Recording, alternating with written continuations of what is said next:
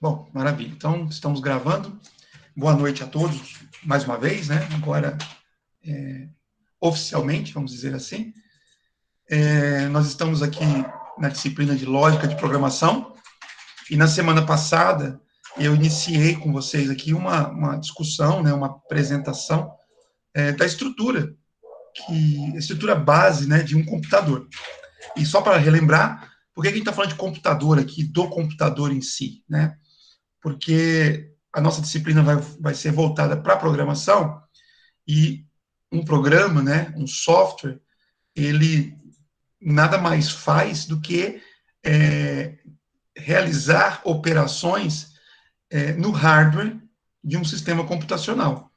Então, o computador que a gente está considerando aqui é exatamente esse hardware, né, ou pelo menos a primeira parte, né, da nossa discussão é o hardware, né, é o equipamento, a parte eletrônica que vai ser gerenciado, né, ou vai ser operacionalizado pelo software que a gente vai escrever posteriormente. Então, basicamente, a ideia é o seguinte, não adianta a gente ficar falando de software aqui, de aplicativos, se a gente não entender que o que o software está fazendo, na verdade, é realizando operações para que o hardware possa funcionar. Então, entre aspas, né, o software é o que dá vida ao hardware. Né? O hardware, por si só, ele não faz nada, ele não significa nada, ele não representa nada. Ele simplesmente é uma amontoada aí de circuitos eletrônicos. Tá? A gente, na semana passada, falou, nós terminamos a aula falando sobre memória, e especificamente de formas de armazenamento de informações não numéricas. Quando eu falo informações não numéricas, como a própria expressão diz, eu estou me referindo a qualquer coisa que não seja número, ou que não seja, na verdade, utilizada como números. Porque quando você armazena, por exemplo, os dígitos de 0 a 9, eles são números, claro, né? Mas dependendo da maneira como você vai armazená-los, eles podem ser considerados como um caractere. E dessa forma você não conseguiria fazer operações aritméticas com esses números. Tá? Então, o que eu quero dizer é o seguinte: nós temos os dígitos, nós trabalharemos com os dígitos com uma representação não numérica. Por exemplo, quando eu estou escrevendo um texto, e eu vou, por exemplo, colocar o endereço, né? Rua não sei o que, número, e aí eu coloco os dígitos. Esses valores numéricos que são colocados ali, na verdade, não são tratados como numéricos, mas sim como caracteres. É diferente de quando eu vou fazer uma operação aritmética, né? Uma operação matemática, que eu coloco os mesmos dígitos e o computador vai trabalhar com esses valores de uma forma numérica, né? Permitindo, assim, que a gente possa fazer operações matemáticas. Então, nós falamos aqui sobre código ASCII, que inclusive é o tema aí do exercício, tá? Então, basicamente, uma codificação de caracteres, né? O ASCII é uma delas, consiste em associar, né? Fazer associação. Então, o que é, né, o caractere, como é que eu represento, né, o caractere, sei lá, C cedilha, né? Então, C cedilha é armazenado, né, na memória do computador como um código numérico, né, que se a gente fosse visualizar na nossa base decimal, a que nós estamos acostumados, né, seria o valor 135. Então, 135 corresponde ao C cedilha, por exemplo. Tá?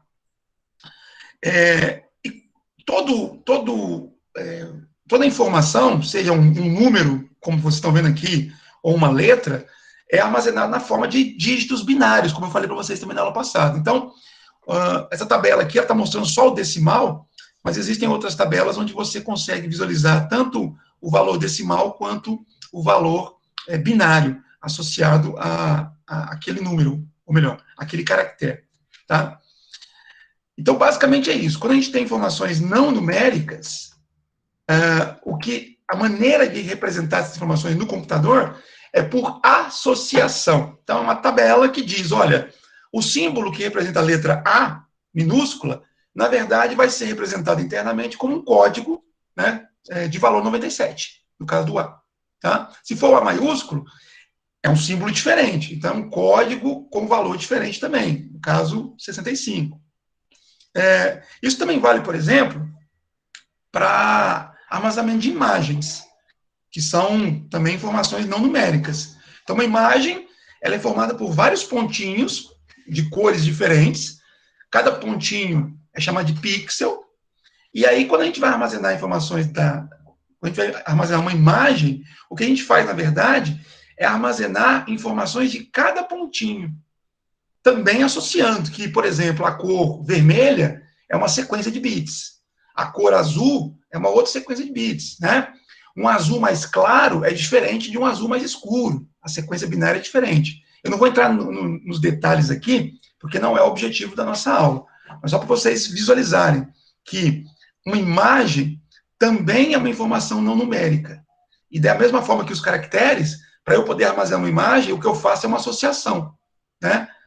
Aquele pontinho daquela cor, ele vai ser armazenado na memória do computador como uma sequência de bits que representa aquela cor. E aí tem uma tabela que vai dizer qual sequência de bits equivale a qual cor. Isso foi na semana passada, tá? Agora, a gente vai falar sobre armazenamento de informações numéricas, tá? Então,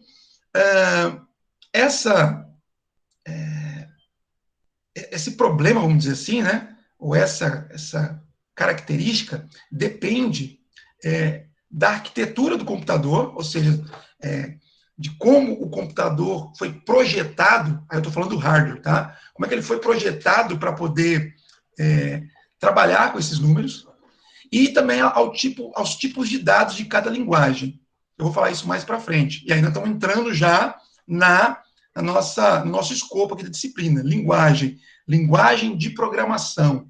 Então, quando a gente vai criar um aplicativo, a gente precisa escrever uma sequência de comandos numa determinada linguagem, né? E essa linguagem, ela tem vários recursos, ou vários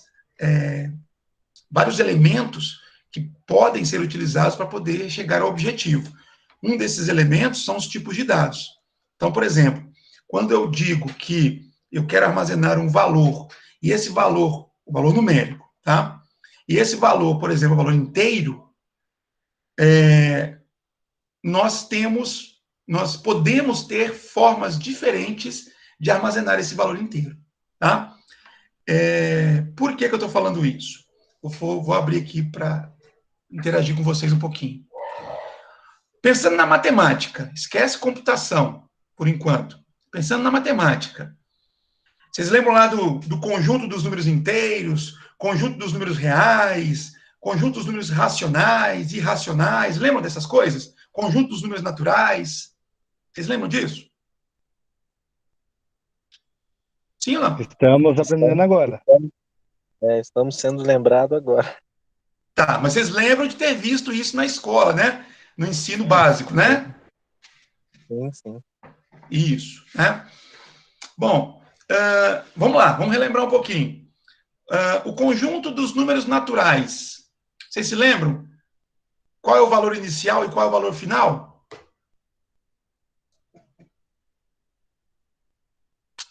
Um, dois, três, quatro, até infinito. Quase isso, André. Começa no zero, né? De zero. Isso, começa no zero. Então, o conjunto dos números naturais vai do zero até o infinito, né? Conjunto dos números inteiros. Qual é o intervalo? Os números ímpares? Não só, né? Os números positivos infinitos, mais os negativos e o zero. Exatamente, Gabriel. Então, assim, o conjunto dos números inteiros, ele vai de menos infinito até mais infinito. Então, se vocês perceberem, a gente tem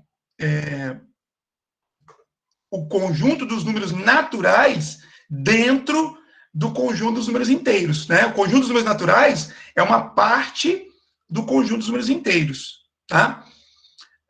E, para poder ficar bem justo, né?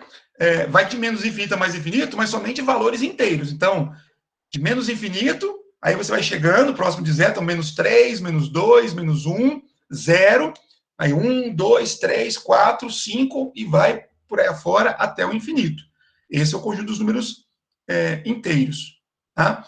E ainda tem o conjunto dos números reais. Como é que é o conjunto dos números reais?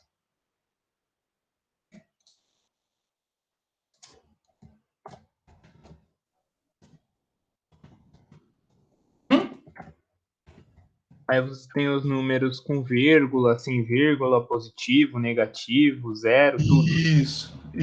Né? Então, eu estou escrevendo aqui, ó, os números naturais, eles começam no zero, né? E vão variando de uma em uma unidade, né? 0, 1, 2, 3, 4, até mais infinito. O símbolo do infinito, vou colocar aqui e vou escrever. Né? Os números inteiros. Os números inteiros, eles vão de menos infinito,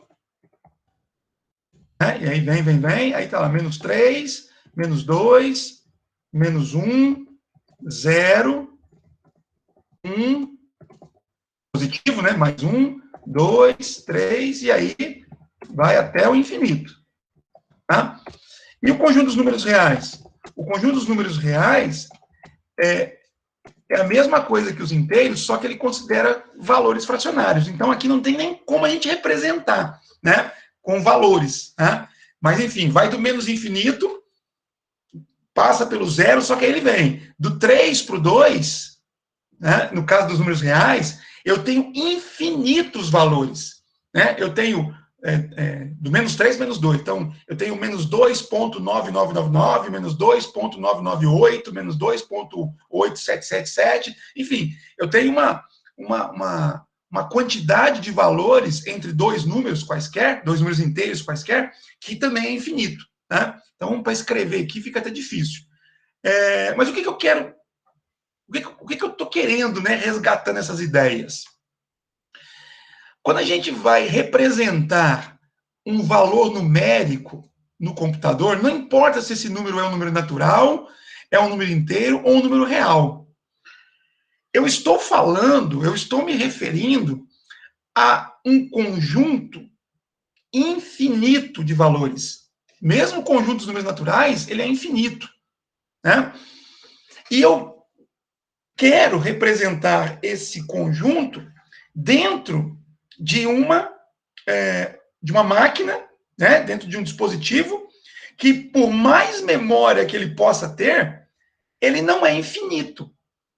Né? Eu tenho um computador de, sei lá, 4 GB de memória. Dá para colocar muito valor nesse computador? Dá. Mas é infinito? Não, não é. A memória, uma hora ela acaba. Né? Eu vou aumentar, eu vou colocar 8 GB de memória. Então eu consigo colocar mais valores? Consegue colocar mais valores. Mas são infinitos? Não, também não são. Eu vou colocar um monte de memória. Não importa que monte que seja esse. Ela não é infinita. Tá? Então, pessoal, eu estou colocando isso aqui. Vocês entenderam aqui o problema?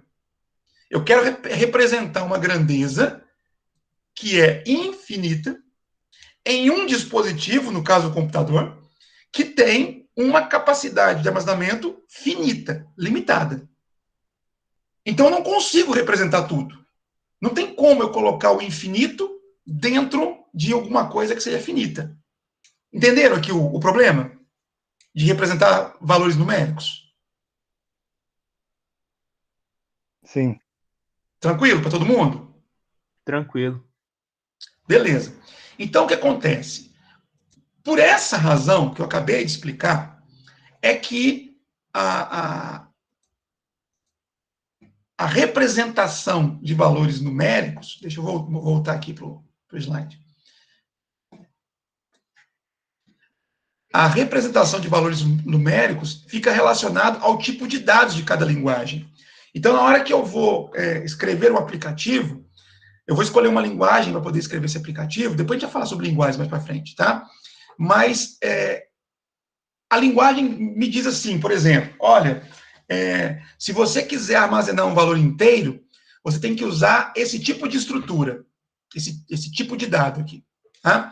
Mas essa estrutura, né, por exemplo, é uma estrutura que permite representar os valores numéricos apenas com, sei lá, 8 bits. Apenas com 8 bits. Né? Supondo que isso seja uma decisão do projetista. Com 8 bits, a gente até viu na aula passada, quando a gente falou de código ASCII, a gente consegue, no máximo, representar 256 valores diferentes, com 8 bits. Tá? Então, se a gente optasse em usar apenas 8 bits para poder representar um valor numérico, nós estaríamos limitados a apenas 256 valores diferentes. Então, você pensar num conjunto que é infinito, e você fala, eu vou representar usando 8 bits, eu estaria limitando muito a quantidade de valores possíveis que eu posso representar. Né? Aí um outro projetista poderia falar assim, não, 256 valores distintos é muito pouco. Né? Eu quero mais. Então, ele colocaria mais bits para poder ajudar nessa representação. Tá? Então, o que eu estou querendo dizer é o seguinte, não importa qual seja a decisão tomada pelo projetista de uma linguagem de programação em particular. O valor numérico, ele vai ser representado sempre de forma limitada dentro do computador. Eu não consigo representar um conjunto infinito de valores num computador. Simplesmente porque o computador não é infinito. Tá? Essas linguagens de programação, elas são voltadas para a área científica e caracterizam-se por terem tipos de dados que possibilitam cálculos mais complexos. A gente vai falar sobre esses detalhes mais adiante. Tá? Então, olha só. Aqui, aliás, antes de falar desse slide aqui, que eu acho que pode causar uma certa dúvida em vocês, eu vou fazer o seguinte. Eu vou voltar lá no meu bloco de notas.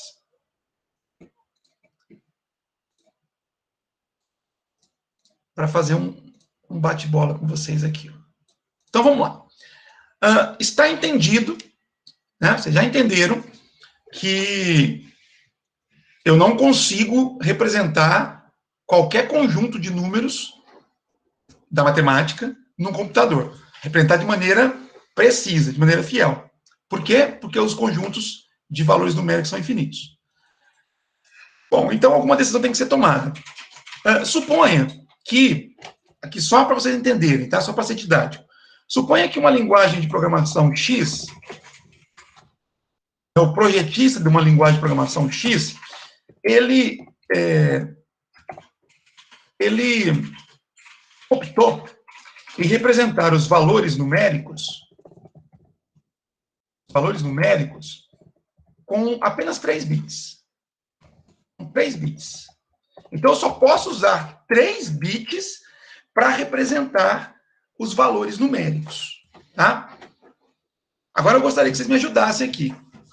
Quais são as combinações possíveis? Aliás, antes disso, quantas combinações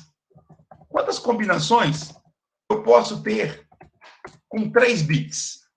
Falou um pouquinho disso na aula passada. Alguém se lembra? Eu tenho 3 bits. Eu vou escrever sequências de 3 bits, né, que vão diferir umas das outras. Né? Quantas combinações de 3 bits distintas eu posso ter, no máximo, se eu utilizar 3 bits? Vocês lembram qual a operação matemática que a gente faz? Você tem que fazer 2 elevado ao número de bits. Exatamente. No caso aqui seriam 3, né? Eu não estou acompanhando agora ali o Meet, eu não vi quem falou. Então, quem é que está falando comigo? Matheus. Matheus. Então, 2 elevado a 3 dá quanto, Matheus? Dá 8. 8. Então, eu tenho 8 combinações diferentes. Tá? Então, matematicamente, eu já sei que com 3 bits, eu consigo representar apenas 8 valores diferentes. Né? Agora, me ajudem. São 8 combinações. A primeira combinação, por exemplo, é 000. Os 3 bits iguais a 0. Isso é uma combinação. A segunda combinação. Fala alguém aí, por favor. 001. 001, muito bem. A outra combinação diferente. São 8. 101. 101, muito bem. Mais uma. 111. Tudo 1, né? Muito bem. Tem metade aqui, ó. São 8. Faltam mais 4 combinações. 010.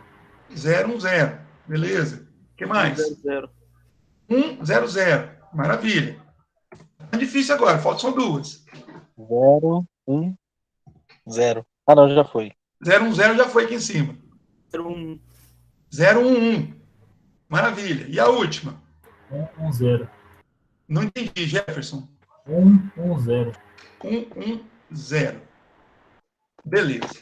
Bom, são combinações, estão as 8 combinações aqui, eu posso garantir que não tem nenhuma outra sequência de 3 bits diferente dessa que eu coloquei aqui. Tá? Bom, aqui eu vou só dar uma organizada para vocês ficarem, para ficar mais fácil de entender. Quando a gente vai escrever combinações, né, para a gente não se perder, eu sempre recomendo fazer o seguinte, ó. Vou colocar aqui embaixo para vocês verem que vai ser igualzinho. Começa com tudo 0, depois muda só o último, depois muda o segundo, aí muda o último de novo. Né? Observe que o primeiro bit sempre ficou 0. Aí você pega isso daqui, repete isso daqui, trocando o primeiro bit para 1. Pronto. Acabou. Né? Estão aí as 8 combinações do jeitinho que vocês falaram. Só que agora numa ordem, e rapidamente eu consigo escrever as combinações. Se eu tivesse 4 bits, seriam 2 elevado a 4, 16 combinações, seria pegar isso daqui, colocar um 0 na frente de todo mundo, seriam as 8 primeiras combinações, e depois pegar isso aqui e colocar o bit 1 na frente aqui de todo mundo, aqui, ó, e aí seriam as outras 8 combinações. Pronto, seria 16, tá? Mas vamos lá. Bom, então eu sei que eu consigo representar 8 valores, tá? Quais valores? São 8, mas quais valores eu consigo representar? Tá? Aí, o seguinte,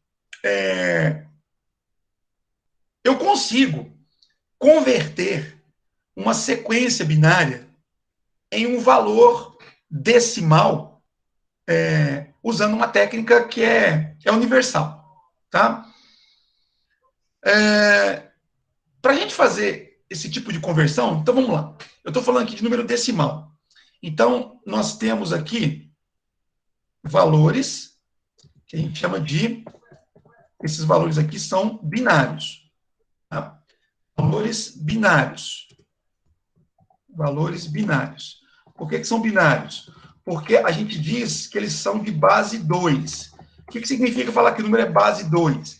Significa que, nesse sistema de numeração, eu utilizo apenas 2 símbolos diferentes para representar qualquer valor, qualquer número. Tá? No caso, né, do nosso sistema binário, os 2 símbolos são exatamente o valor 0 e o valor 1. Então, observe que eu tenho aqui 8 combinações diferentes, mas se eu olhar individualmente cada um dos símbolos, eu tenho apenas 2 possibilidades. Né? Ou o símbolo é 0, ou o símbolo é 1. Tá? O que muda aqui é a combinação de zeros e uns, que vai me dar uma informação, que vai me ajudar a representar uma informação. Tá?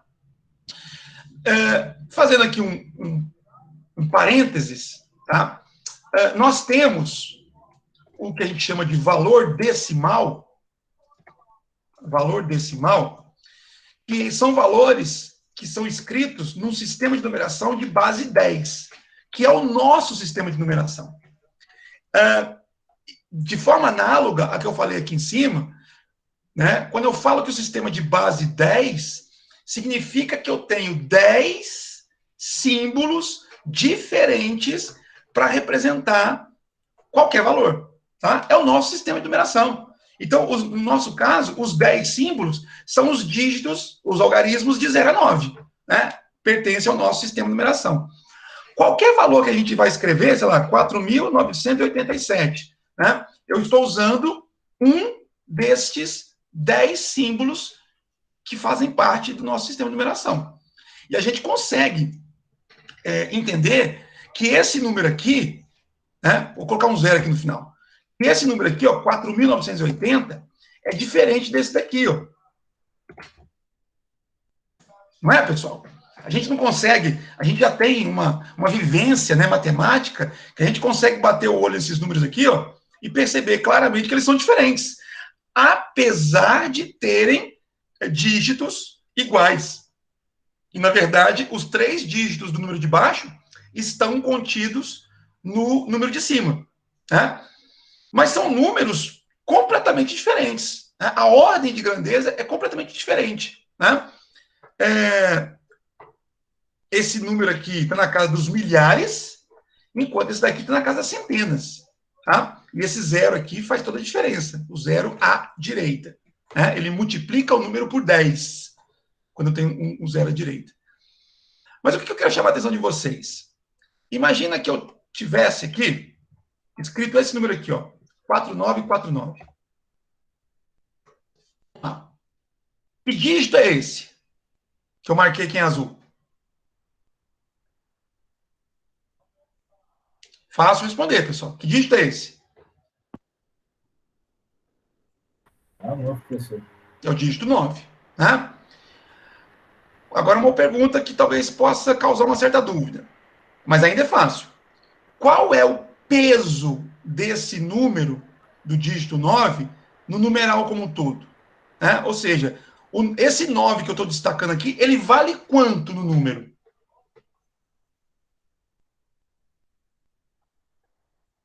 Lembra daquela 9 unidades? 9 unidades, exatamente. Né? Unidade, dezena, centena, unidade milhar e por aí vai. Né?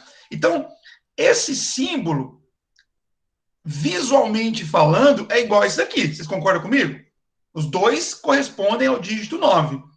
Mas vocês concordam que esse que eu marquei agora, ele tem um peso diferente no numeral? Quanto que ele vale? 900. 900, né? Então, o primeiro 9 que eu marquei, o que está mais à direita, como foi dito aí, ele equivale a 9 unidades. O segundo dígito 9 equivale a 900 unidades, ou 9 centenas, como queiram. Tá? Ou seja, ele tem um peso maior no numeral.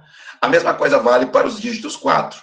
Esse dígito 4, ele, simbolicamente, né, visualmente, ele é igual a esse outro dígito 4, mas o peso desse dígito aqui é 40 unidades, tá? Enquanto desse daqui é 4.000, tá? E de onde vem isso? Vem, né, do negócio que a gente fala que é a decomposição do número. Então, eu posso dizer o seguinte, esse número 9, ele tem peso 1, porque, na verdade, ele está sendo multiplicado pela base do meu sistema, que é 10, né, elevado a um valor zero. Né? 10 elevado a zero. Quanto que é 10 elevado a zero?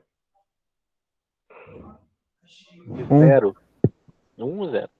1. Qualquer número elevado a zero é 1. Tá? Então, 10 elevado a zero é 1. Se eu pegar 10 elevado a zero e multiplicar por 9, vai ser 1 vezes 9, eu tenho o valor 9. Ou seja, esse dígito aqui, como nós tínhamos falado intuitivamente, ele corresponde, ele tem o peso, né, do dígito, do valor 9, de 9 unidades. Tá? O segundo valor, que aparece no meu numeral, qualquer que seja ele tem um peso 10, porque é 10 elevado a 1. Tá? Ele tem peso 10. 10 elevado a 1 é 10. 10 vezes 4 dá 40. Intuitivamente, nós tínhamos dito que esse dígito tinha o peso 40, né? O valor 40 dentro do numeral. Tá? O próximo dígito aqui, o dígito 9, ele tem um outro peso, né? 10 elevado a 2. Né? Por quê? Porque ele está na casa das centenas. Né? Então, 10 elevado a 2 é 100. 100 vezes 9, 900. A gente tinha dito isso agora há pouco. Que esse dígito, na posição onde ele está, ele tem o valor 900 unidades. Né? Ou 9 centenas. 9 centenas. Tá? E esse daqui, ele tem também um peso que é 10 elevado a 3. Quanto que é 10 elevado a 3? 1000. 1000, né? Vezes 4, eu tenho, então, quanto vale esse dígito. Ele vale 4.000, tá? Isso, pessoal, nós tínhamos como algo intuitivo, né? Porque a gente está acostumado com o sistema de numeração decimal. E lá no ensino fundamental, a gente aprende a fazer a decomposição do número, né? Talvez a gente não veja na forma de potência, porque a idade que nós tínhamos quando a gente aprendeu isso, a gente não tinha uma maturidade matemática para poder entender o que é potência, tá? Mas agora a gente pode escrever como potência. Então, eu pego o primeiro dígito, o mais à direita, e multiplico ele pela base do meu sistema, que no caso aqui é 10, elevado à potência zero. 10 elevado a zero é 1, eu tenho aqui o valor 1. Tá? Deixa eu fazer uma outra coisa aqui. Depois, eu pego o segundo dígito e multiplico ele pela mesma base 10, só que agora é elevado a 1. 10 elevado a 1, 10. Né? Isso porque o nosso termo de numeração é o decimal. E assim eu faço para todos os outros. E eu tenho isso aqui, ó. 4 vezes 10 elevado a 3 é 4.000. 9 vezes 10 elevado a 2 é 900. 4 vezes 10 elevado a 1 é 40. Né? Finalmente, 9 vezes 10 elevado a 0 é 9. Né? E se eu somar tudo isso daqui, se eu somar esses valores aqui, eu vou ter exatamente aquele valor que eu tinha escrito no início da aula, 4.949. Tá? Então, esse é o resultado da soma dessas parcelas. Tá? Bom, isso daqui é uma revisão lá do prézinho primário, né? Alguém tem alguma dúvida? Lá do jardim de infância daqui. Não, professor, a gente vai relembrando. Beleza. Por que eu estou tocando nesse assunto? Né? Sempre tem um motivo, né? Quando eu tenho um sistema binário, ou qualquer sistema de numeração, não precisa ser somente o binário, esse fenômeno que eu mostrei aqui, ele se repete. Tá? Ele se repete. Só que agora eu troco a base. A base não é 10 mais. A base é aquela do sistema com o qual eu estou trabalhando. Então, quando eu olho para essa sequência binária, e eu quero entender como que esse número pode ser representado, né, na base decimal, basta eu aplicar essa sequência binária o mesmo raciocínio que eu usei aqui. Só que agora, ao invés de usar a base 10, eu vou usar a base 2. Tá? Então, olha só. A pergunta é, esse valor 000 binário equivale a qual valor decimal? Tá? Bom, aqui vai ficar fácil de fazer, porque é tudo zero, né? Se é tudo zero, não tem como ser algo diferente de zero. Tá? Mas vamos lá. Eu pego esse primeiro zero aqui, o zero à esquerda, e vou multiplicar esse zero pela base. No caso aqui, a base 2. Tá? E eu vou levar isso aqui ao expoente. Depois a gente vê qual expoente que é esse. Aí eu pego o segundo zero aqui e vou multiplicar também pela base 2, elevado a um expoente. Tá? Eu pego o terceiro zero, esse daqui, e vou também multiplicá-lo pela base 2, elevado a um expoente. Vocês observaram que os expoentes aqui, ele começa no zero e vai aumentando de 1 em 1, né, até o último dígito do meu numeral, o dígito mais representativo. Então, o dígito menos significativo, o que está mais à direita, ele vai ser sempre multiplicado pela base elevada a 0. O vizinho vai ser multiplicado pela base elevada a 1, depois a base elevada a 2, e assim sucessivamente até acabar o numeral. É a mesma lógica aqui, ó. Eu vou pegar isso aqui e levar a 0, esse aqui elevado a 1, esse aqui elevado a 2. Tá? Vamos lá. Quanto que é 2 elevado a 0? Qualquer número elevado a 0 é igual a 0. 1. Tá? 1. 1 vezes 0. Quanto que é 1 vezes 0? É 0. 0 vezes qualquer coisa dá 0. Então, aqui, ó, 2 elevado a 1 dá 2, só que multiplicado por 0 fica 0 também. 2 elevado a 2 dá 4, mas multiplicado por 0 fica 0. E aí, se eu somar tudo isso daqui, a exemplo do que eu fiz agora há pouco, né? É fácil daqui, né? 0 mais 0 mais 0 dá quanto? 0. 0. Então, aqui é o fácil. Então, se eu pegar 3 bits zeros e quiser saber qual o valor decimal que ele representa, eu fazendo usando essa técnica aqui, eu chego à conclusão que 3 bits zeros equivale ao zero no nosso sistema decimal, tá?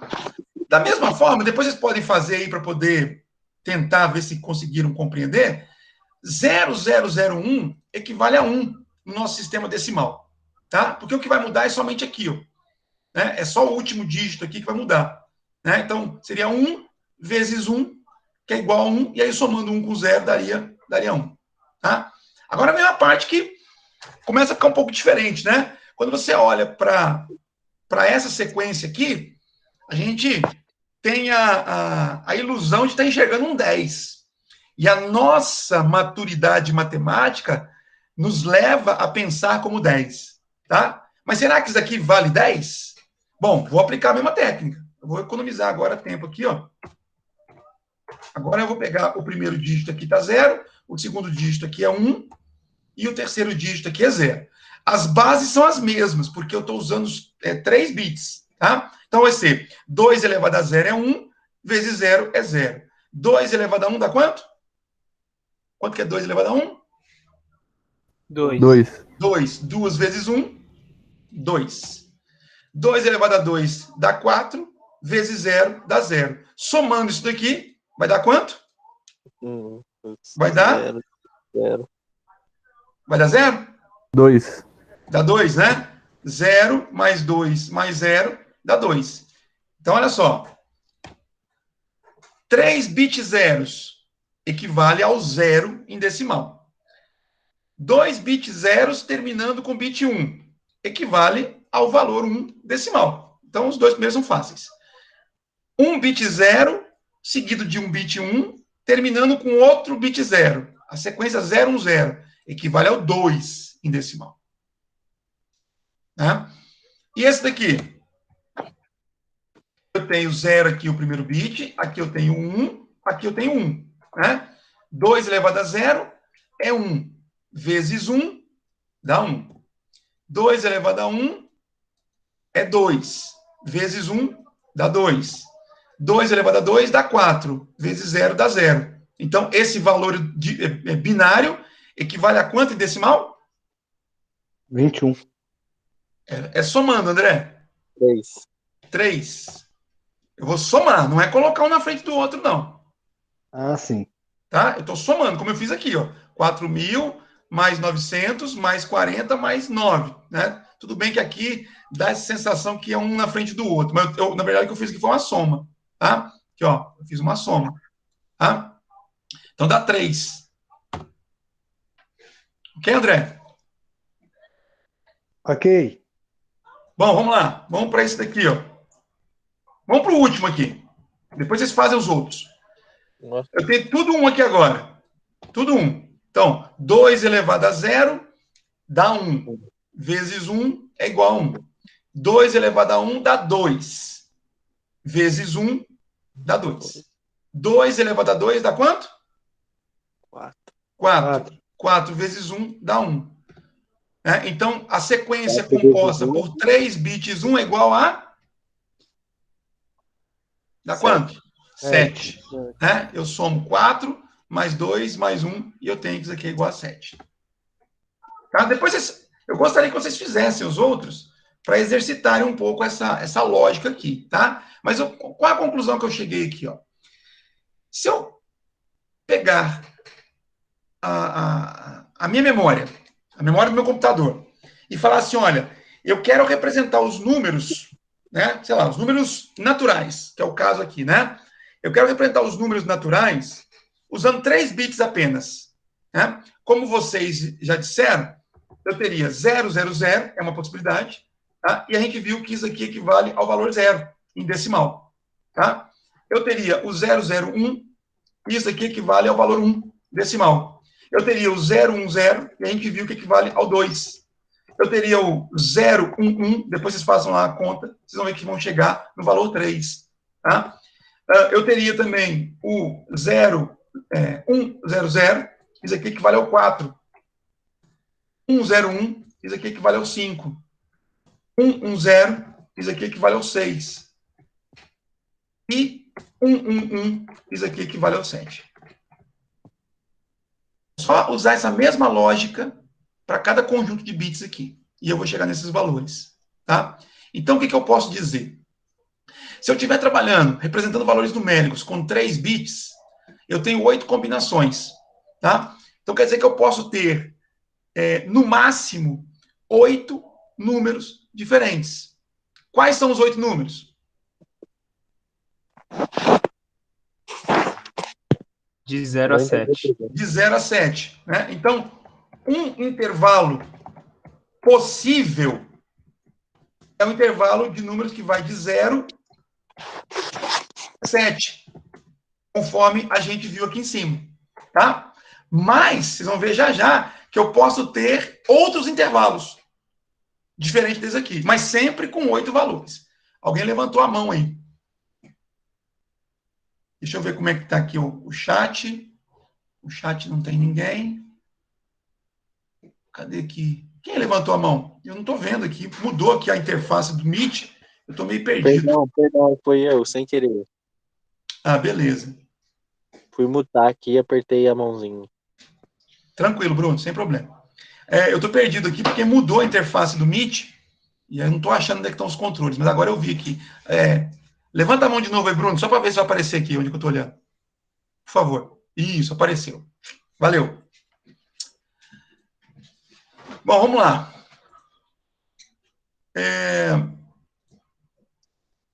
Então, uma coisa que eu posso afirmar, a única coisa que eu posso afirmar é que com 3 bits eu tenho 8 combinações possíveis.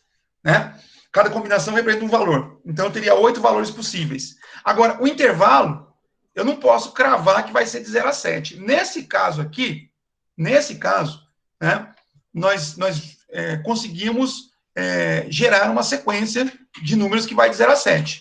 Tá? Então, eu tenho aqui valores que fazem parte do conjunto dos números naturais. Né? É um subconjunto. Começa no 0 e vai até um valor máximo, não vai até o infinito. Se eu aumentasse isso daqui para 4 bits, então eu teria 2 elevado a 4 combinações, que seria igual a 16. Né? Quais são as 16 combinações? São essas mesmas aqui, só que agora eu vou colocar 0 na frente de todo mundo aqui, e, consequentemente, não vai mudar o valor, porque é 0. Tá? 0 à esquerda não muda. Mas, como são 16 combinações, eu tenho que repetir essas 8 combinações aqui com o início igual a 1. Aqui igual a 1, aqui igual a 1, aqui igual a 1, 1, 1, 1, 1 e 1. Tá? E aí, vamos lá. Agora eu tenho 4 dígitos e não 3. 4 dígitos binários. Tá? Se eu tenho 4 dígitos binários, eu vou pegar isso aqui, ó. Eu pergunto, quanto vale esse valor binário aqui? Não é 1.000. 1.000 é em decimal, né? No sistema binário, quanto que vale? Observe que eu tenho aqui 4 dígitos. Então, eu tenho que escrevê-los separadamente, né? Está faltando aqui colocar o dígito 1, né? E esse dígito 1 vai ser multiplicado por 2 elevado a quanto, pessoal? 2 elevado a quanto? 3. 3. Né? E quanto que é 2 elevado a 3? 8. 8. Né? E a lógica é a mesma, não importa a quantidade de bits que eu tenha. Para eu converter uma sequência binária em valor decimal, basta anotar o peso de cada bit e fazer a soma, né, dos bits 1. Então, 8 mais 0 mais 0 mais 0 vai dar 8. Né? Então, eu posso dizer que esse valor aqui, ó, equivale a 8. E esse aqui equivale ao 9. Esse aqui equivale ao 10. Esse 10, sim, é o 10 do nosso sistema de numeração. Esse daqui equivale ao 11. Esse aqui equivale ao 12. Esse aqui é o 13. esse aqui é o 14, e esse aqui equivale ao 15. Tá? Então, observe que se eu aumentei um bit para representar o valor numérico, o número de combinações aumentou e, consequentemente, o intervalo também aumentou, né? De 0 a 15. Tá? Bom, a mesma lógica pode ser aplicada para 5 bits, 6 bits, 10 bits, 15 bits, 1000 bits, tá? E é isso que eu quero que vocês entendam, que, às vezes, quando você vai trabalhar com uma linguagem de programação, o intervalo de valores possíveis que você pode representar números na sua linguagem pode variar de uma linguagem para outra. Né? Por quê? Depende da decisão do projetista. Quantos bits ele usou para representar o número? Né? Quanto mais bits ele tiver usado, maior é o intervalo. Ok? Uma outra coisa antes de a gente voltar para o slide. Eu disse que isso aqui é um intervalo possível. É um intervalo possível. Tá? Por quê? Outras decisões de projeto poderiam ser levadas em consideração. Por exemplo, imagine que nesse sistema aqui com 4 bits, eu tivesse tomado a decisão, eu tivesse decidido o seguinte: o bit mais à esquerda, esse daqui, ó, tá? Ele representa o sinal do número. Imagina que eu tivesse tomado essa decisão, tá? Supondo que bit 0, né, corresponda a valor, por exemplo, positivo, poderia inverter isso, tá? E bit 1 representa valor negativo. Olha só, é uma outra forma de representar números. No que nós fizemos até agora, era tudo positivo. A gente não tinha uma maneira de representar número negativo, tá? Mas se eu tomar essa decisão aqui, ó, vou pegar o bit mais à esquerda e vou dizer que ele não faz parte do número. Ele só representa o sinal. Dessa forma aqui, ó. Então, eu poderia dizer que esses valores aqui, ó, são todos o quê? Positivo ou negativo? Positivos. Positivo, porque todos começam com 0.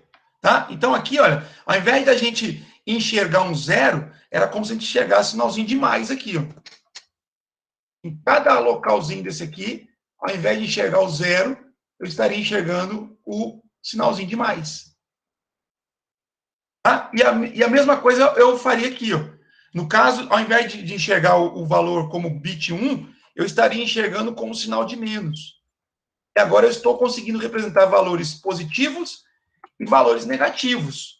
Ah, mas beleza, eu entendi o sinal. E o número? Agora eu pego os bits que sobraram e faço a conversão numérica que nós fizemos agora há pouco. Né? Então, 3 bits zeros é 0 mesmo. Né? 001 é 1. 010 é 2. Então, aqui não mudou nada. Aqui é 4, 5, 6 e 7. Mas agora, quando eu olho para cá, aquele bit 1 que existia, que fez o valor virar 8, não existe mais. Então, eu pergunto, esses 3 bits zeros, se a gente for converter para decimal, quanto que ele vale?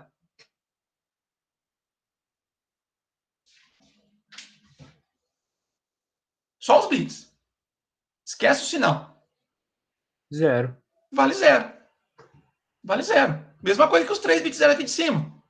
E esse 001, se eu for converter para decimal, quanto que vale? 1. 1. Vale 1. E esse 010, para converter para decimal, vale quanto? 2. 2. É a mesma sequência aqui, pessoal, olha. 001, 3, 100, 4, 101, 5, 110, 6, 111, 7. Aí alguém pode falar assim, Cleber, mas é a mesma sequência 2 vezes? Não. Eu tomei a decisão de usar o primeiro bit para identificar o sinal. Então, eu tenho aqui o, entre aspas, mais 0. É óbvio que não existe essa denominação matemática, né? 0 é neutro. Eu tenho aqui o mais 1, o mais 2, o mais 3, o mais 4, mais 5, mais 6 e mais 7. E aqui?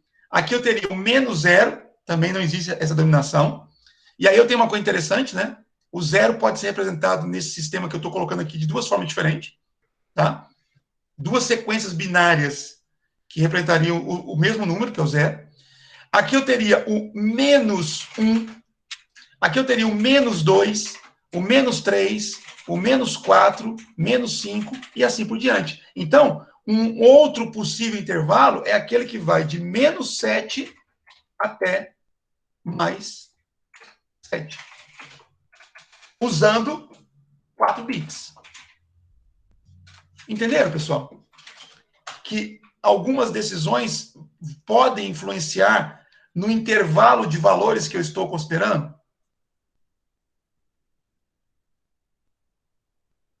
Sim ou não? Sim, sim, sim. Sim, professor. Sim. Tá? O que eu quero que vocês levem dessa aula é que com 4 bits eu sempre terei 16 combinações distintas. Sempre. O que cada sequência dessa, o que cada combinação dessa representa é uma outra história. Aí depende da minha decisão de projeto. Tá? Bom, legal. Uma vez que vocês entenderam isso, deixa eu voltar lá no slide.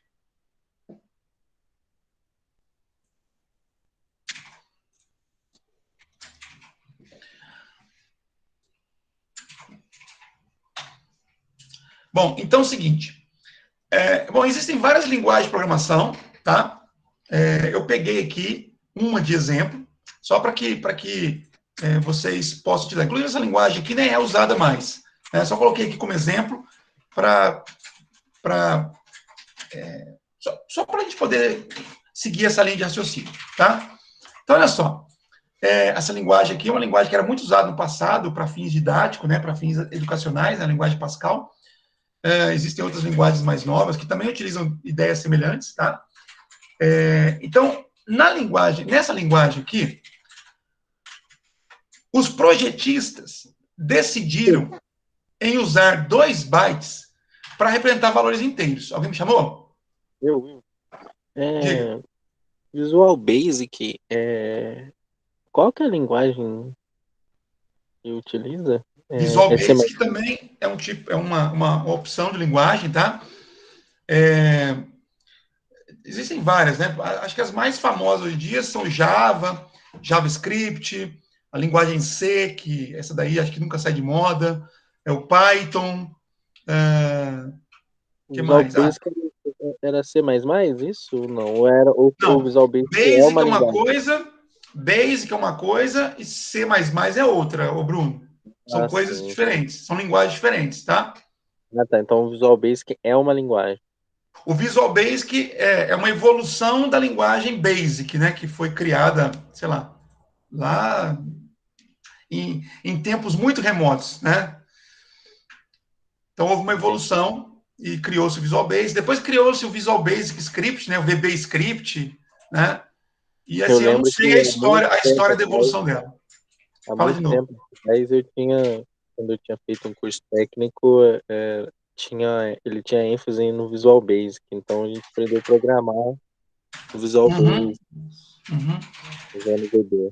Então, se você já tem alguma experiência, você vai perceber que programar em outra linguagem não tem tanta dificuldade assim, se você aprendeu bem como programar em uma linguagem. Porque assim, o que vai mudar é a sintaxe, né? A maneira como você escreve os comandos. A lógica que está por trás da programação é a mesma. E é isso que a gente vai trabalhar nessa disciplina aqui, tá? A lógica de programação. Tá, Bruno?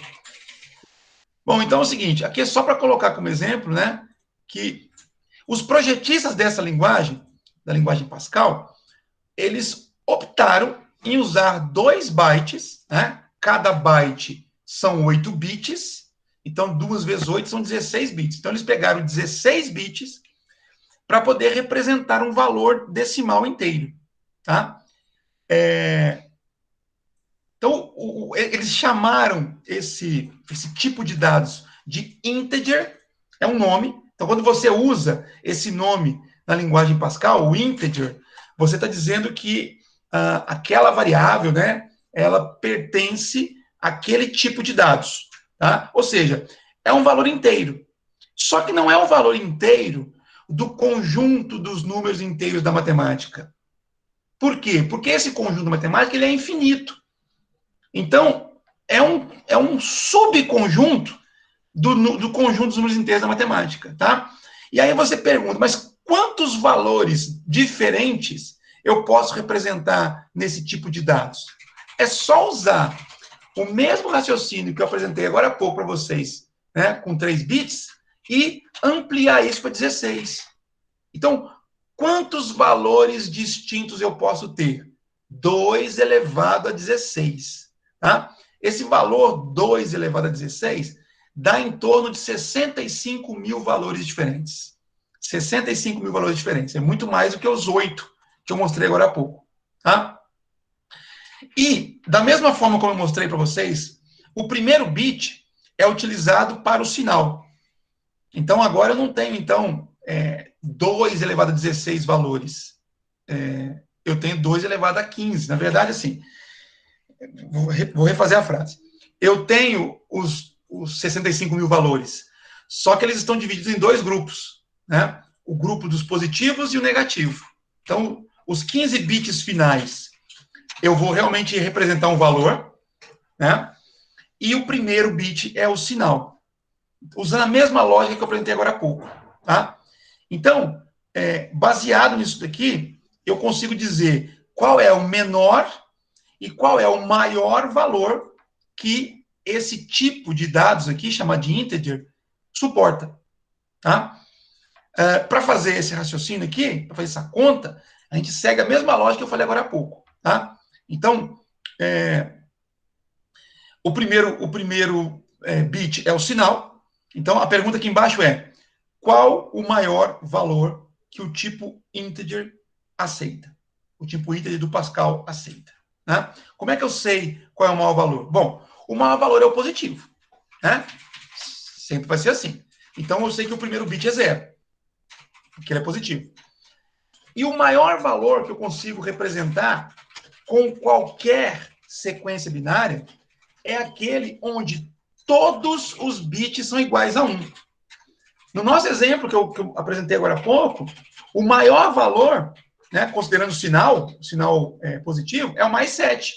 O mais 7, né, ele tem o primeiro bit igual a 0, para poder representar o sinal de positivo, e os 3 bits finais iguais a 1. Os 3 bits finais iguais a 1. Né? Então, o maior valor é aquele onde todos os bits são iguais a 1. E aí eu tenho que fazer a conversão de base para saber que valor que é esse. Como é que eu faço a conversão de base? Aquela mesma lógica que eu apresentei agora há pouco. Pega esse bit aqui, multiplica por 2 elevado a 0. 2 elevado a 0 é 1. Pega esse daqui, multiplica por 2 elevado a 1. 2 elevado a 1 dá 2. Aqui 2 elevado a 2, 4. 2 elevado a 3, 8. Né? Aí assim, resumidamente, eu pego o bit, multiplico, o bit mais à direita, eu multiplico por 1, depois eu multiplico por 2, depois eu multiplico por 4, depois por 8, depois por 16, por 32, por 64, eu vou dobrando, por 128, por 256, por 512, por 1024 e assim por diante. Tá? Então, fica aí também como dever de casa. Qual é o maior valor que eu consigo representar com essa sequência binária aqui? Depois vocês façam as continhas para me dizer que número é esse. É um número positivo. Né? Mas que número que é esse daqui? É só somar, né, os pesos desses bits 1 aqui que eu vou descobrir qual é o valor. Tá? Semana que vem eu vou perguntar se alguém descobriu que valor é esse. Ah, já mostrei aqui. Vamos lá, tá aqui, ó. Sem querer eu mostrei, tá?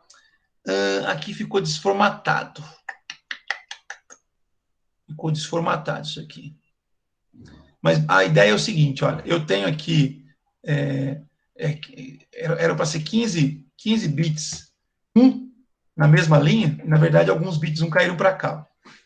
A ideia é o seguinte, olha, eu pego esse bit 1 mais à esquerda aqui, como eu expliquei para vocês, multiplico por 2 elevado a 0. Depois eu pego o vizinho dele e multiplico por 2 elevado a 1. Depois eu pego o vizinho dele e multiplico por 2 elevado a 2. E assim eu faço para todos os bits, tá? O bit mais à esquerda, que é o 15º bit, vai ser multiplicado por 2 elevado a 14, porque começou com 0, né? São 15 bits, Então vai ser 2 elevado a 14. E aí, quando eu faço essa operação aqui de potência e somo, eu vou chegar nesse valor aqui. Depois vocês tentem replicar aí, para vocês perceberem que você chega nesse valor.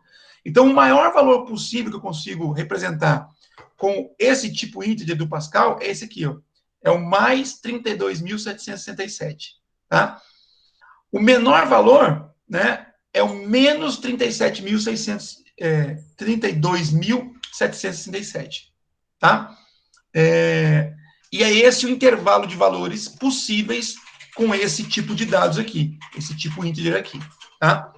Isso varia para outras linguagens? Varia, tá? E eu não mostrei aqui ainda para vocês como é que eu represento o valor real. Eu vou deixar isso para a disciplina lá de organização de computadores. Tá bem? Tá ok? Alguma pergunta, pessoal, até aqui? Eu vou deixar também uns exercíciozinhos para vocês fixarem essas ideias, tá? Diga, Bruno. Nenhuma dúvida, não. Legal. Então, continuando aqui as nossas discussões, né? Eu estava falando sobre memória, né? Memória do computador. E aí a gente fez aí um parênteses, né? Para poder entender um pouquinho como que as informações são representadas na memória, tá? Observando aqui esse quadro, vocês percebem que eu tenho 2 tipos de memórias listados aqui, né? Memória auxiliar e memória principal. O termo memória principal, ele normalmente é utilizado para aquele tipo de memória que é imprescindível para o funcionamento do computador. Ou seja, se não tiver um pouquinho que seja desse tipo de memória, eu não consigo nem ligar o computador, tá? Eu preciso dela. Por isso que é chamada de memória principal. E as memórias auxiliares, como o próprio nome sugere, elas estão ali para auxiliar no processo de armazenamento, mas elas não são imprescindíveis, tá? Eu posso, digamos, iniciar um computador sem ter algum tipo de memória auxiliar, tá? As memórias são divididas em camadas, então eu tenho essas camadas, elas estão relacionadas com a proximidade ao processador. Então, as memórias mais próximas do processador, e em alguns casos até estão dentro do circuito do processador, são as memórias cache, tá? Esse tipo de memória é um tipo de memória extremamente rápido, para poder se comunicar rapidamente com o processador, tá? Mas, consequentemente, ela é cara do ponto de vista financeiro, e por esse motivo, em geral, ela é encontrada em quantidades menores dentro do sistema computacional, tá? Depois a gente tem as chamadas, então, memórias principais, né? E aqui a gente coloca aqui a memória RAM como a principal delas. Também são memórias, assim, com uma velocidade de troca de informações boa, tá? Mas essa velocidade é inferior àquelas encontradas nas memórias cache. E nós temos as memórias auxiliares, que são, como eu falei, memórias que não são imprescindíveis para o sistema. Elas não têm uma velocidade de troca de informações com a CPU tão grande quanto as outras duas. Consequentemente, elas são mais baratas que as outras duas. E a gente consegue encontrar dessas memórias em maior quantidade nos nossos sistemas computacionais, tá? Então, como eu disse, a memória cache fica mais próxima do processador. O funcionamento é rápido, muito mais rápido que os outros tipos de memória. Porém, ela tem um alto custo financeiro, né? E a capacidade dela é pequena, né, devido ao custo. Eu posso colocar, sei lá, 10 GB de memória cache no computador? Pode, mas você vai pagar muito caro por isso, e às vezes não compensa, tá? Então, normalmente ela vem numa quantidade pequena por conta do custo, né, para poder fazer com que o equipamento não fique tão caro para o consumidor. Os dados que não cabem na memória cache, eles são colocados na memória principal. Ela é um pouco mais lenta que a memória cache. Ela, em geral, tem mais quantidade do que a memória cache, né? E o custo de aquisição é inferior à memória cache, tá? Memória auxiliar armazena os dados que não cabem na memória principal, né? Ou os dados que, eventualmente, nós queremos guardar de forma permanente, tá? Elas podem reter grande quantidade de dados. Os dados não são perdidos quando o computador é desligado, tá? Então, tanto a memória cache quanto a memória RAM são tipos de memória que a gente chama de voláteis, né? Ou seja, os dados que são armazenados lá dentro só permanecem enquanto houver energia no computador, né? No dispositivo computacional. Acabou a energia, os dados são perdidos, tá? As memórias auxiliares não. Você pode desligar o equipamento e os dados permanecem lá. Quando a gente liga o computador, acontece um processo chamado de boot, né? E esse processo de boot, ele na verdade, é dividido em algumas etapas, né? A primeira etapa é, por exemplo, verificar a existência de um software, de um programa, dentro de um tipo de memória principal, chamado de memória ROM, né? Ou EPROM, né? Enfim, tem algumas denominações aí, algumas variações da denominação. Essa memória ROM, esse ROM, R-O-M, né? É Read Only Memory, memória só de leitura. É onde fica o programa que vem de fábrica no computador, que permite que o computador seja inicializado. Como eu falei, o hardware, sem o software, ele não serve para nada.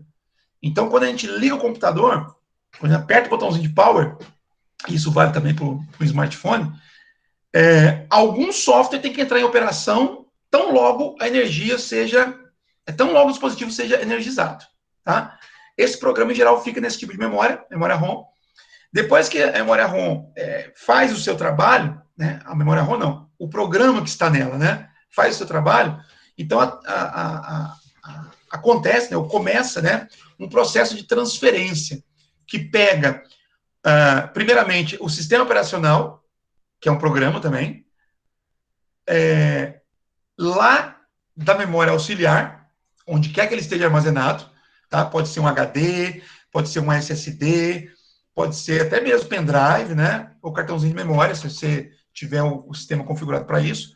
Então, ele vai lá nesse tipo de mídia, pega o software que está lá e transfere para memória RAM, né? Que é um tipo de memória principal. E isso vai ser feito toda vez que a gente for executar um programa.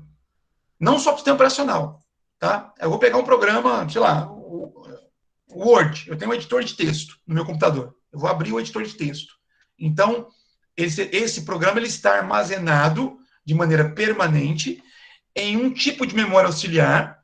E quando eu, por exemplo, clico lá no atalho para poder executar esse programa, há uma transferência, uma cópia dos dados, né, desse programa para a memória principal. E aí depois que ele estiver lá, ele vai ser, então, processado, vai ser, então, disponibilizado para o usuário. Tá? Aqui alguns tipos de memória auxiliar, né? Tem as memórias de disco, né? Disco magnético, HD, os antigos disquetes, né? Disco óptico, né? CD-ROM, DVD, Blu-ray, e as memórias flash que são mais comuns hoje em dia, né? Os cartõezinhos de memória SD, né? Os pendrives, né? E as unidades SSD. Além disso, a gente sabe que nós temos um outro tipo, né? De forma de armazenamento, né, que a gente usa bastante hoje em dia, que é a nuvem, né? Só que nuvem, quando a gente fala assim, é uma coisa que parece abstrata, né? O que é nuvem, né? Quando eu coloco a informação num pendrive, eu estou vendo o pendrive ali, né? Eu espeto o pendrive no computador, eu gravo alguma coisa lá, ou então eu leio alguma coisa de lá, né? A mesma coisa vale para outras mídias, né? Um cartãozinho SD, eu tenho que colocar o cartãozinho no dispositivo para poder fazer a leitura dele, um HD externo, né? Mesma coisa. E a nuvem, né? Como é que é esse negócio de nuvem, né? A nuvem está na internet, tá? Mas a internet, ela não é uma unidade de armazenamento. A internet é muito mais do que isso, né? Alguém sabe me dizer o que é armazenar na nuvem? Onde é que esses dados ficam? Alguém sabe dizer? Fica num servidor exterior ao que a gente usa. Fica num servidor. Muito bem, Felipe. Mas assim, o que tem nesse servidor para poder guardar os dados? Tem equipamentos necessários para armazenamento de dados. Tipo o quê? HD. SSD, né? Teria que ser um equipamento mais rápido para ter uma resposta rápida para conseguir atender os clientes na medida das requisições deles. Isso. Agora, o equipamento em si, eu não sei não. Não, mas é isso mesmo, Felipe. E assim, os seus colegas também ajudaram aí. Pode ser qualquer tipo de memória que eu falei aqui. Poderia ser um HD? Poderia, mas você acabou de falar uma coisa importante, né? Que é questão de performance, né? Mas poderia ser um HD que está lá, né? Poderia ser um pendrive que está lá? Poderia. Poderia ser um SSD? Poderia, né? Enfim, o que eu quero com essa pergunta é desmistificar um pouco para os demais aqui que de repente não saibam, que essa nuvem não é uma coisa abstrata, né? A nuvem simplesmente representa uma das memórias auxiliares que eu falei aqui, colocadas fora do computador, né? Remotamente, num servidor, como o Felipe falou aí, tá? Mas, enfim, o local final onde a informação vai ser colocada vai ser uma dessas mídias que a gente falou aqui, só que não vai estar no próprio computador, tá? Bruno, quer falar alguma coisa? Oh, perdão, eu já falei. Beleza, tá? As minhas coisas que eu mando tudo pra nuvem. E é recomendável, né? Porque, assim, Se o quando a gente senhor fala de... falasse que tinha perigo, já ia excluir. Não, perigo sempre tem, né? Não tem, tudo está sujeito, né? Tudo tá sujeito, mas é o método mais seguro, eu acho. É o Dos seguinte, métodos mais O seguros. problema da nuvem é que a gente, na verdade, todos nós somos. A gente depende de um sistema, né? A gente depende do Google, a gente depende de vários servidores que não são não são gratuitos, né? Não são à disposição. Se um dia os servidores param, vai parar tudo. Aí é recomendado ter um Aí backup. É isso mesmo. Backup. Nenhum sistema é 100% seguro, pessoal. Nenhum. Amanhã o Google fala assim, ó, o Google Fotos não vai ser mais para fotos. E aí? Já era, as fotos que estão lá, quem tiver, ninguém vai conseguir acessar. Aí a Apple fala, ó, o iCloud também não vai funcionar mais, aí já era também. É importante, assim, tá ótima discussão, né? É importante vocês entenderem, e o André falou assim, se você falar que é inseguro, eu vou tirar meus dados de lá. Tem vantagem e desvantagem para todo tipo de sistema de armazenamento, tá? Então, depende do que eu quero, tá? Eu quero um sistema mais seguro possível. Então, André, eu lamento te informar, a nuvem não é o melhor local. É deixar o dado ali no seu computador, né? Inclusive seu computador desconectado da internet, né? E de preferência numa sala onde só você tem acesso, porque senão alguém pode chegar ali e pode ter acesso à informação, tá? Não, professor, eu não digo isso. Eu tô falando assim, dados bancários, coisas eu não deixo na nuvem. Coisa minha de trabalho mesmo, da minha assistência mesmo, eu jogo tudo pra lá. Se acaso, igual ele falou aí, se parar de funcionar, porque a Microsoft parou um tempo.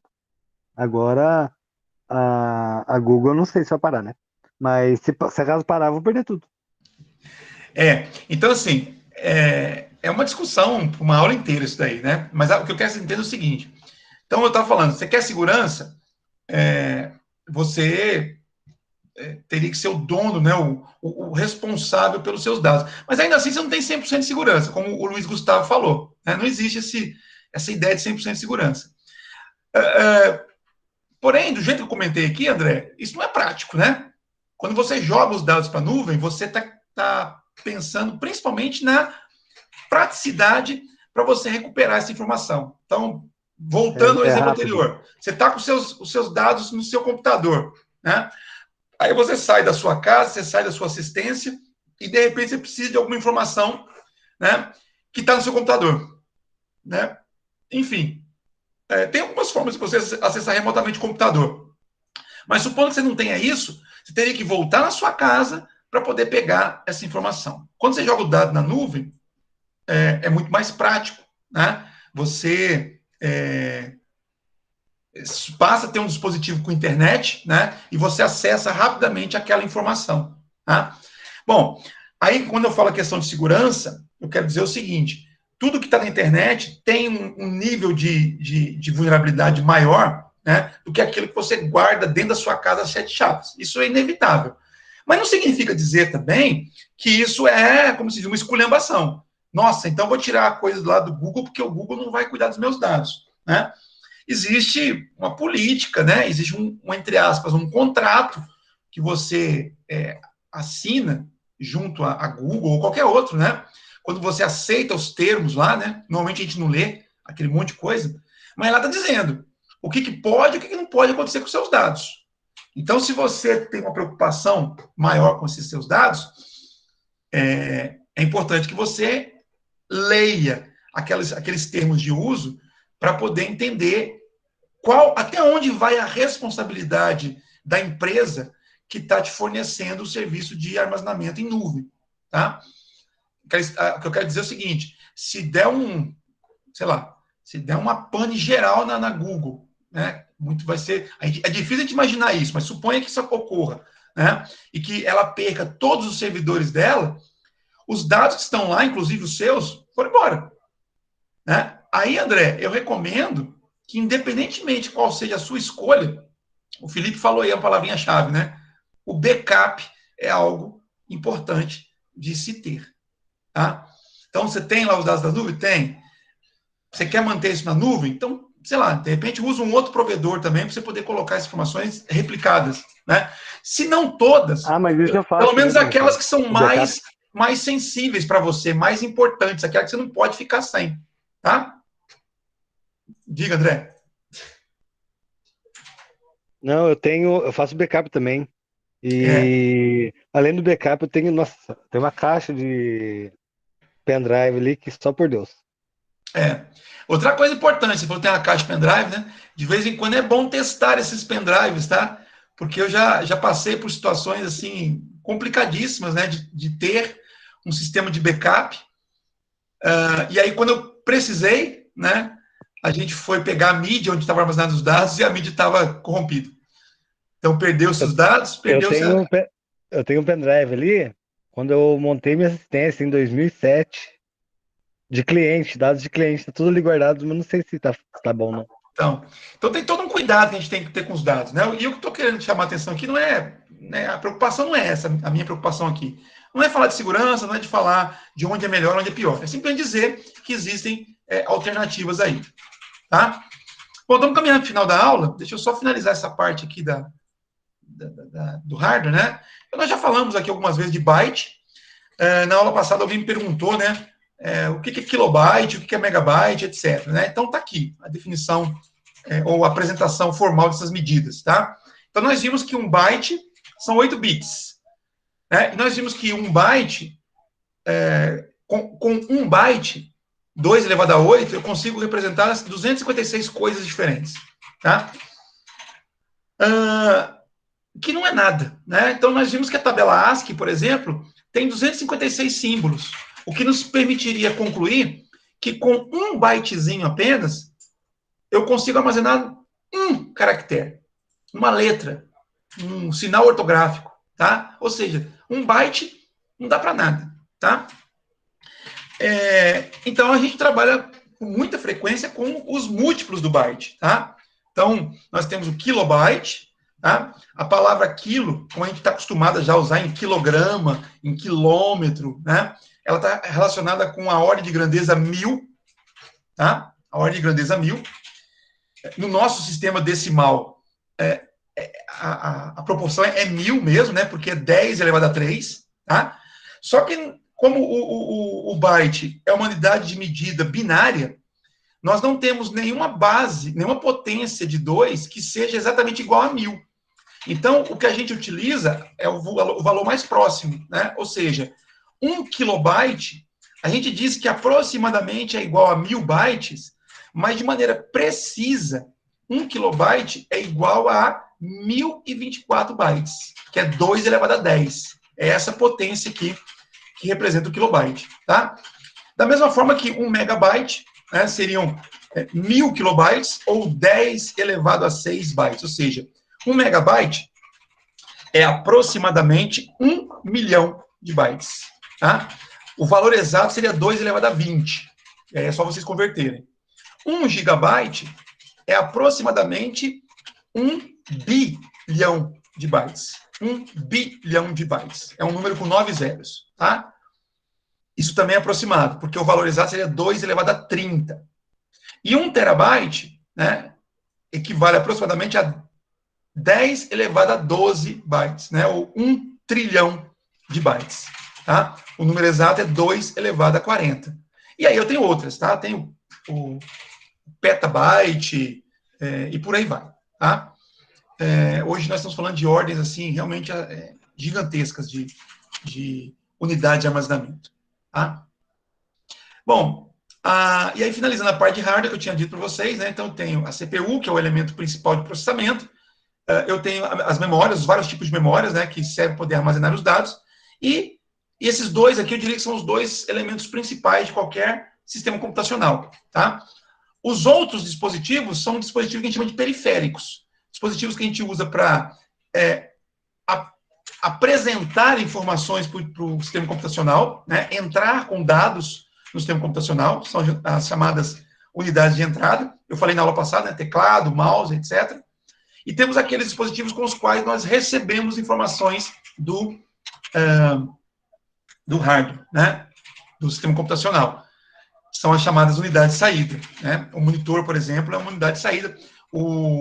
A caixinha de som, né, o alto-falante, é uma unidade de saída, né, porque o som produzido internamente no computador, ele joga para fora através da caixinha de som. Né? O microfone, ao contrário, é uma unidade de entrada. Tá? E aí vocês podem pegar uma lista aí de dispositivos e tentar classificá-los como entrada ou saída. Em alguns casos, né, pode ser que seja os dois. Tá? Tem dispositivo que é tanto de entrada quanto de saída. A CPU, eu tinha dito na aula passada, né, ela é dividida em duas partes, a unidade de controle, que é responsável por controlar os demais dispositivos, e a unidade de lógica aritmética, né, ou ULA, como também é chamada, né, simplesmente pelas iniciais aqui, que é a parte responsável pelos cálculos, né, tanto o cálculo aritmético, né, os cálculos matemáticos, quanto as operações lógicas que dizem respeito a comparações. Né, e eu comentei isso também na aula passada. Então, aqui, ó. Na CPU são executadas instruções. Uma instrução nada mais é que um comando que define integralmente uma operação a ser executada. Um programa, né? O que é um programa de computador, então? Um programa de computador é um conjunto de instruções que são ordenadas logicamente. Então, um programa de computador nada mais é do que eu pegar várias instruções que o computador consegue entender e colocar numa ordem que faça sentido para nós, seres humanos. Basicamente é isso. Tá? A CPU, como eu disse, tem duas unidades, a unidade de controle e a unidade lógico-aritmética. E aí a gente finaliza aqui essa parte de hardware. Eu achei que eu ia esgotar isso hoje, mas acabou que a gente fez um bate-papo interessante aqui. E aí a gente vai entrar na parte de software, então, na semana que vem. Vai ser curtinha essa parte aqui. E eu já vou mostrar outras coisas também na próxima quarta, tá? Para não ficar picado, eu vou encerrar aqui a aula de hoje. Eu vou encerrar nesse slide aqui. A gente termina isso na semana que vem. E começaremos a fazer algumas coisas assim, um pouco mais interessantes. Alguma pergunta, pessoal? Alguma sugestão? Está tudo tranquilo até aqui? Tudo tranquilo. Beleza. Quem chegou depois, só para lembrar, tem uma atividade que eu coloquei lá no Google Sala de Aula hoje, para que vocês possam entregar até a próxima terça-feira, né? Próxima semana. A ideia é vocês entregarem um dia antes para que a gente possa conversar um pouquinho sobre ela na próxima aula, tá bem? Eu já vou preparar uma atividadezinha aqui com essas conversões de base aqui para vocês também fixarem esses conceitos. Então, se não tiver nenhuma pergunta, eu me despeço aqui. Uma boa noite. Essa atividade para semana que vem, professor. Oi?